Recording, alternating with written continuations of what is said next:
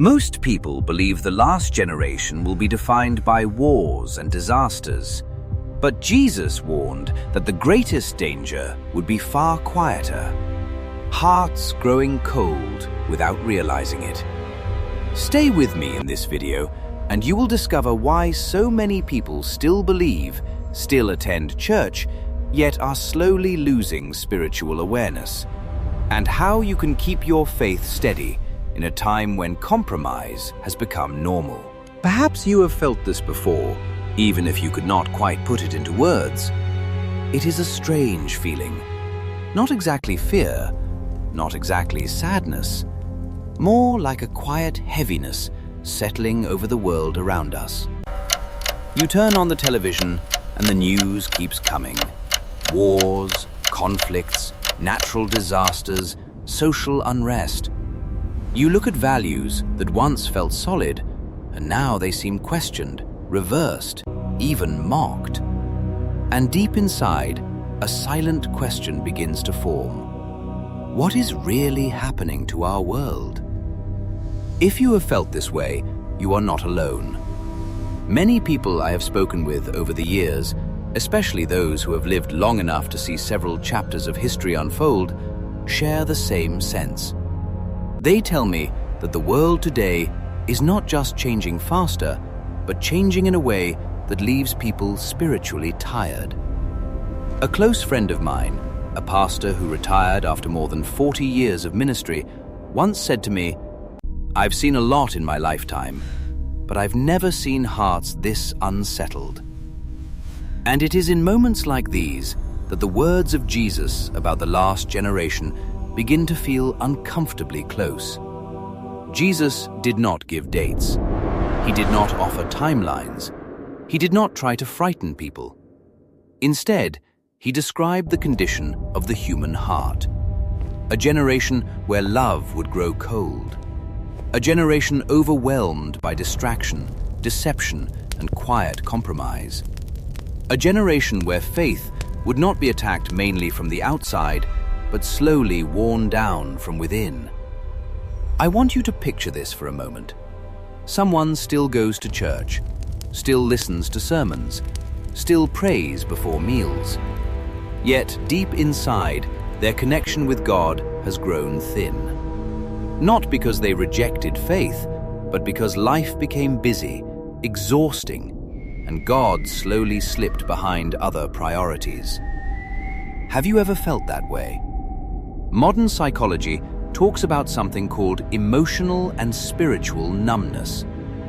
When people are exposed to constant stress and endless information, the mind learns to dull deep feelings just to cope. What many do not realize is that this affects faith as well. People still believe, but they no longer feel deeply. They still pray, but they no longer listen quietly. Jesus warned that in such a time, deception would not come loudly or harshly. It would come gently, wrapped in comfort, sounding reasonable, even spiritual. Faith would be reshaped so it no longer challenges the heart. The cross would be softened. Sacrifice, surrender, and obedience would fade into the background. A spiritual mentor I once worked with said something that stayed with me. He said, "The greatest problem of modern faith is not a lack of biblical knowledge, but a lack of patience to live it out." We live in a world that wants everything fast. Quick answers, quick results, quick relief. And when God moves more slowly than we expect, many begin to look elsewhere. Yet Jesus did not speak only to warn. He also spoke to offer hope. He said that even in such a generation, there would be people who remain awake. Not loud, not famous, not impressive by worldly standards, but steady, faithful, anchored. Not because they were stronger than others, but because they guarded their hearts. You might be wondering, could I be one of them? That question does not need a rushed answer. What matters more is whether you are willing to pause, reflect, and gently ask yourself, Where is my heart truly anchored right now? This message is not meant to stir fear. It is an invitation. An invitation to slow down in a world that never stops.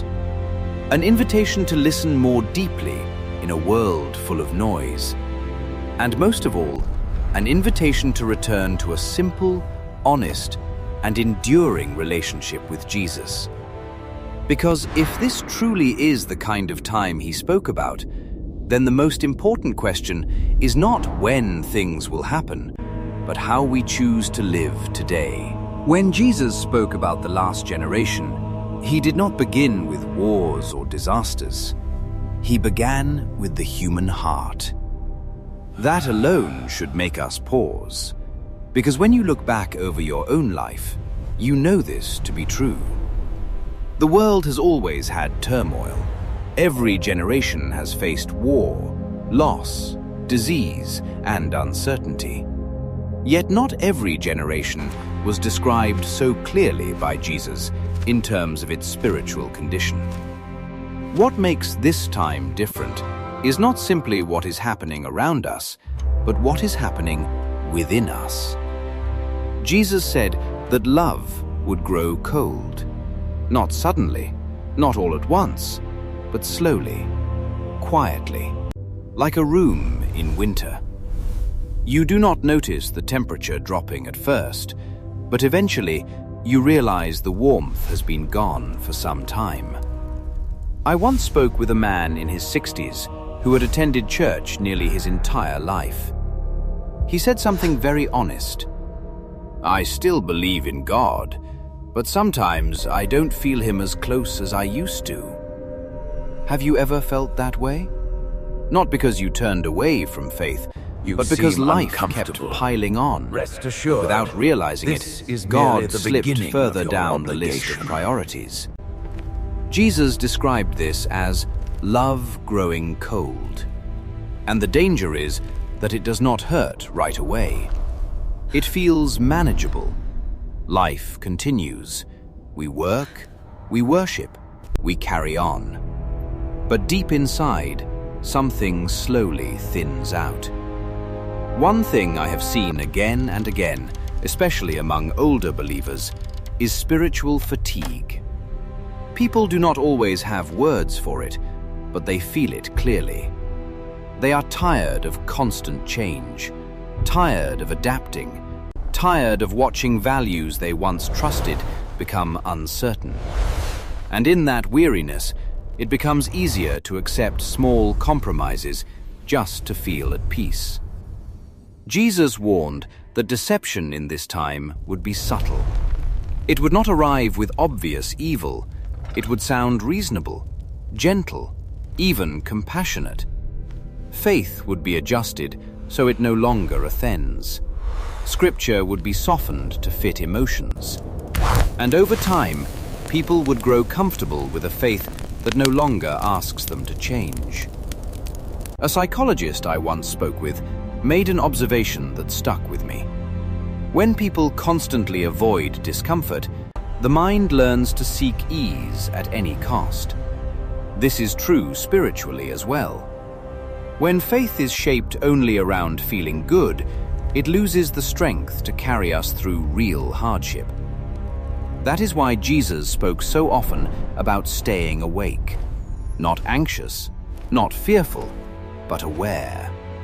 Aware of what is shaping our hearts. Aware of what is slowly pulling us away from him without us noticing. According to Jesus, the last generation would be one of unprecedented distraction. Not because people stop caring about God, but because too many things compete for their attention.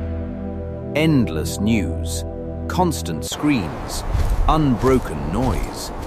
Silence becomes rare. And yet, it is in silence that the voice of God is most often heard. I want you to imagine a quiet morning.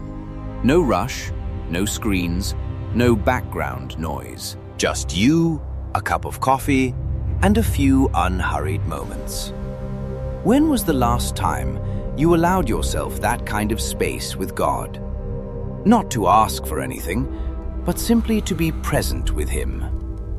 Jesus never said that everyone in the last generation would lose their faith. He said many would be tested.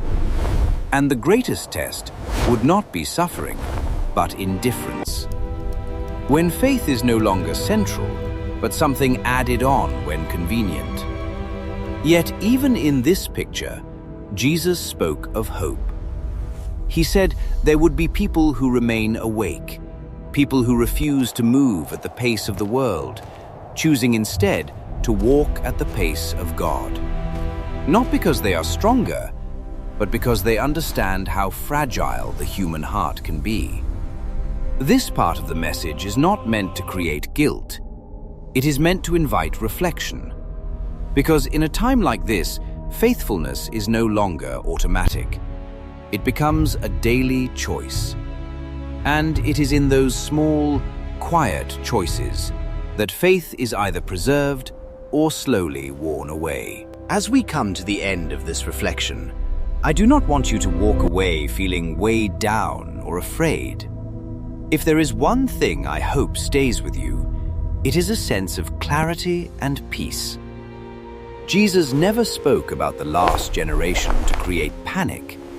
He spoke to awaken hearts, to awaken those who have grown used to living on spiritual autopilot, to awaken people who still believe, but have not paused in a long time to ask themselves who they are truly walking with.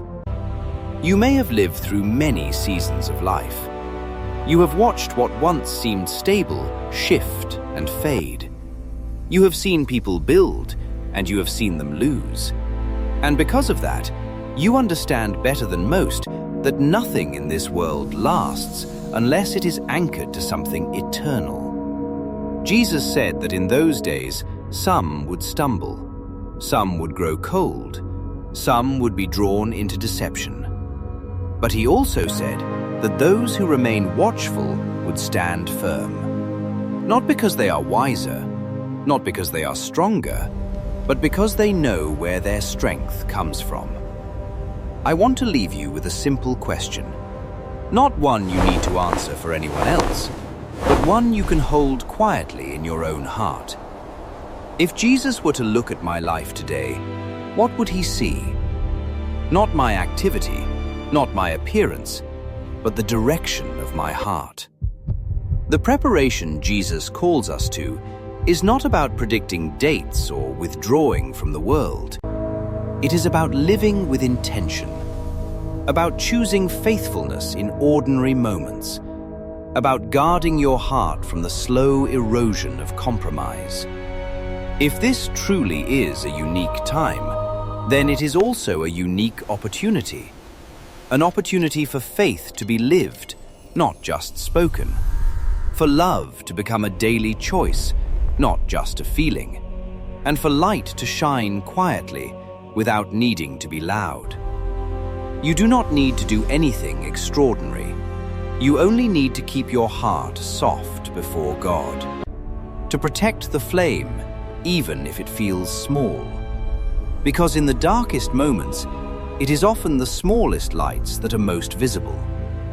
If something in this message stirred your heart, do not dismiss it as coincidence. It may be a gentle reminder that you are still being called. Not to fear, but to remain awake. Not to retreat, but to walk forward with steady faith. And as you return to your daily life after this video, remember this. No matter how much the world shifts, no matter how heavy the darkness feels, a life anchored in Jesus remains the safest place to stand. Live awake, live ready, and let your faith become a quiet, steady light in a world that grows louder by the day.